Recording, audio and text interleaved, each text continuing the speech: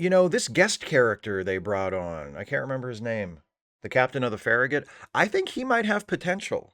This is a review of A Quality of Mercy, the 10th and final episode of the first season of Star Trek Strange New Worlds. If you have not seen the episode, be warned. Spoilers lie ahead. Here we are at the end of an entire season of standalone episodes, a first for the present era of Star Trek, at least as far as the live action stuff. And we conclude things with, thank God, a standalone episode. Sort of. And I'm not talking about the tease at the end. And yes, that is a tease, not a cliffhanger. There is a difference. I'm talking about the fact that Captain Pike spends most of this episode in an alternate but still very familiar version of one of the greatest Star Trek episodes ever made. That episode, Balance of Terror, is one that Strange New Worlds already evoked earlier this season with Memento Mori, the best episode of the season by far, the best episode any Star Trek show has done this entire cursed century by far. So while I might point out that the producers of Strange New Worlds seem to have had Balance of Terror on the brain this year, I must also hasten to add that it seems to be working for them.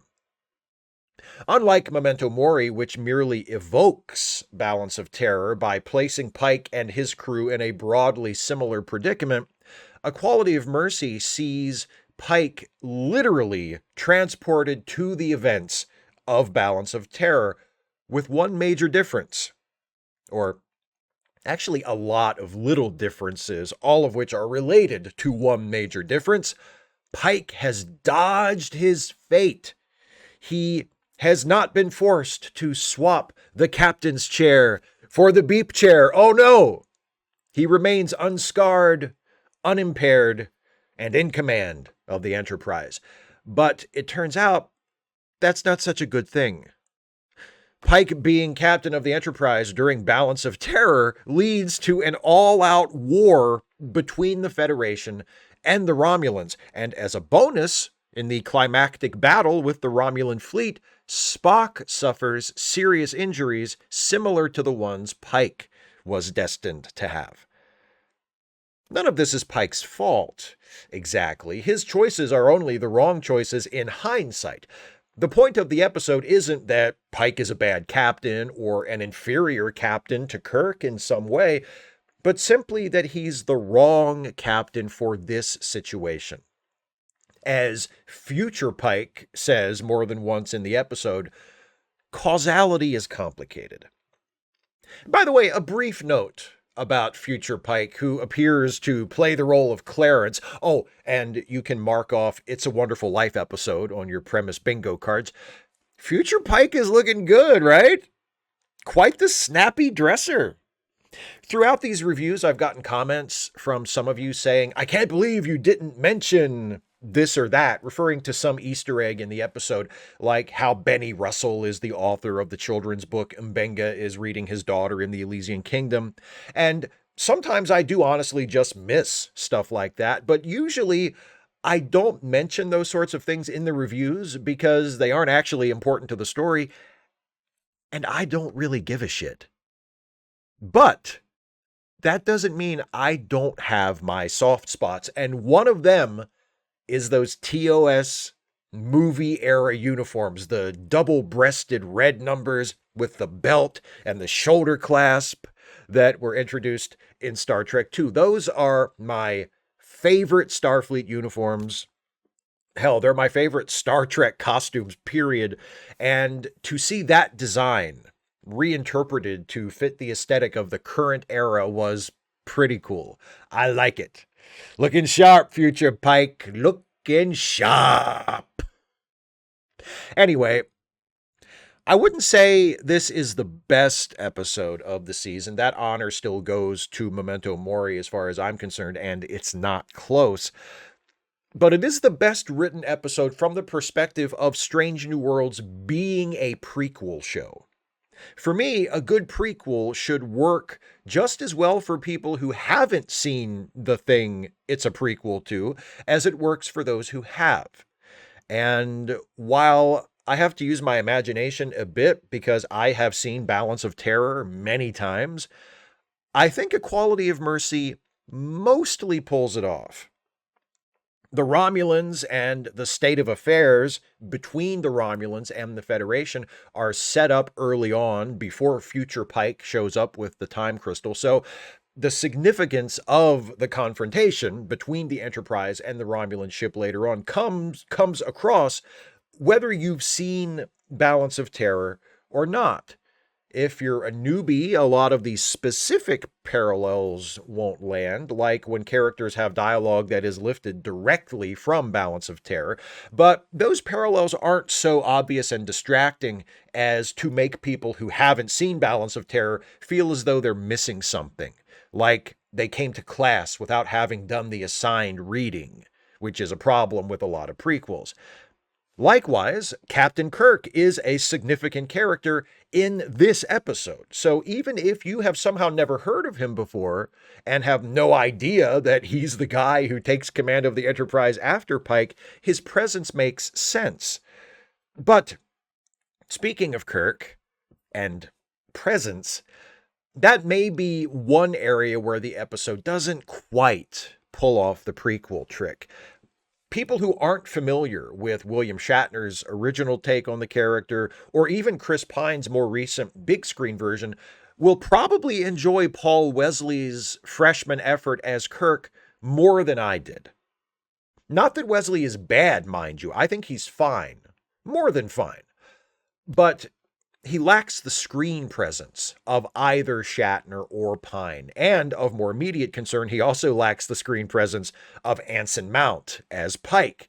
Their scenes together in this episode are, again, fine, but next to Mount, Wesley just kind of fades into the scenery.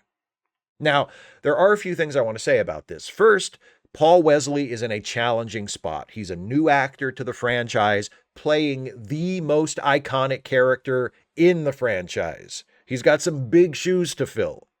And the fact that he didn't fill them perfectly the first time out and surpass every expectation is no cause for alarm. As I said, he's fine. Second, he also spends much of this episode playing opposite Anson Mount, the star of the series, who has already become one of the most beloved and admired performers the Star Trek franchise has ever had. Mount, from all accounts, is a lovely guy and a generous collaborator, but even so, his natural charisma is considerable, and that's difficult to stand up to, especially if you're the new guy. Third, and most importantly, these issues I had with Wesley's Kirk in this episode, they're the same issues I had with Ethan Peck's take on Spock when he first appeared in the second season of Star Trek Discovery. He seemed in over his head. He had neither the calm but authoritative presence of Leonard Nimoy, nor the barely concealed sarcastic condescension of Zachary Quinto in the role. His performance felt simultaneously too different and not different enough. But that was only a first impression. Ethan Peck became an important member of the ensemble during Discovery's second season. He played a lot more scenes as Spock. He got the reps in. He got better, grew more comfortable with the character, more confident in his performance, and I got used to him. By the end of that second season of Discovery, he had won me over, and now I love Ethan Peck as Spock. He's been fantastic on Strange New Worlds, as I knew he would be. Apparently, Paul Wesley will be making more appearances as Kirk in Season 2 of Strange New Worlds. We get a little tease of that near the end of the episode when we see Pike looking at Kirk's service record after returning to the present from his time crystal adventure. So, like Peck, Wesley will have the opportunity to get the reps in, to figure out who his Kirk is, and show that to us. And I'm looking forward to that. Aside from Wesley being slightly underwhelming as Kirk this time, the only quibble I have with the episode that's worth mentioning is the decision to show us a few scenes aboard the Romulan ship. I know why they did it, because this is a reprise of Balance of Terror, and in Balance of Terror, we get a few scenes set aboard the Romulan ship to humanize the Romulans. And that's an important part of that episode, but this episode is told explicitly from Pike's perspective. He's the visitor from another time. He's our point of view character. And it's jarring to suddenly be pulled out of that perspective to peek in on the Romulan ship where we have no point of view character. It's not only disruptive, it's unnecessary. Those scenes aboard the Romulan ship don't show us anything we really need to see, and everything we learn there could have been established just as well through the Romulan commander's interactions with Pike on the view screen, while also preserving the continuity of the episode's narrative perspective. Yes, we get to see the tension between the Romulan commander and his first officer, but the episode isn't about the Romulan commander and his first officer, it's about Captain Pike. The stuff aboard the Romulan ship is gratuitous. The episode is a hair over an hour long. Anyway, I would have cut it out. But I want to emphasize, this is a quibble, not a major problem. Overall, this is an excellent episode. In fact, I'm going to go ahead and call it 10 out of 10. A perfect first season for Strange New Worlds. See, I didn't jinx the perfect game by drawing attention to it halfway through. That's a lot of superstitious baloney. Ha ha ha ha. Ha. I've written 5 ha's here. I want to make sure I get it right.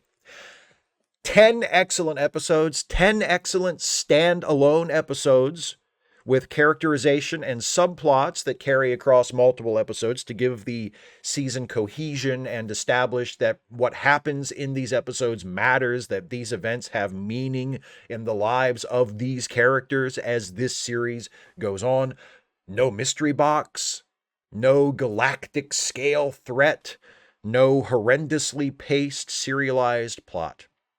By far the best first season of any of the current era Trek shows, the best first season of any Trek show since Deep Space Nine.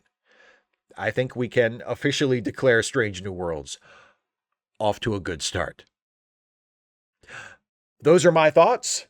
Please share your thoughts with me in the comments. If you want to support my channel, you can become a patron at patreon.com/Steve Shives, or become a channel member by clicking the join button, or make a one-time gift via PayPal or Venmo. Links to those are in the description, or via the thanks button below the video. Thanks so much for watching these episode reviews this year, not just for Strange New Worlds, but for Discovery and Picard as well. I've really enjoyed doing them, even when I haven't enjoyed the shows so much. Picard Season 2, I'm looking right at you. I hope all of you have gotten something out of watching me blather on about these Star Trek shows. Thanks for watching, and I'll see you again soon.